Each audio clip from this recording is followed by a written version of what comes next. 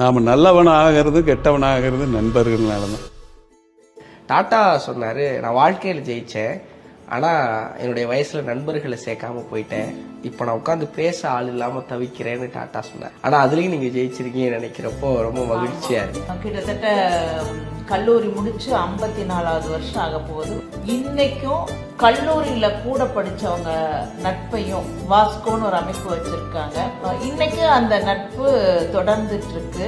50 ஆண்டு காலமா அந்த நட்பு தொடர்றதுங்கிறதே பெரிய ஆச்சரியம். அவங்கள மறுபடியும் போய் பாக்குறப்ப எவ்வளவு மகிழ்ச்சியா இருக்கு சார். சந்தோஷம் தான். பழைய நினைவுகளை அசை போடுறதுக்கு வேற யாரு கூடயும் போட முடியாது. இன்னைக்கும் இவங்க எல்லாம் ஒண்ணு கூடினாங்கன்னா மணி இரவு 1 மணி ஆனாலும் பயங்கர சத்தத்தோட அவங்க கல்லூரி நாட்களை சொல்லி சிரிச்சு, கடைசியா இப்ப நாங்க ஏற்காடு தங்கின போது கூட நாங்கெல்லாம் சொன்னோம், யாராவது சண்டைக்கு வந்துட போறாங்க, என்ன நீங்க எல்லாம் 70 வயசுக்கு மேலானவங்க இந்த மாதிரி சந்தோஷமா இருக்கங்க.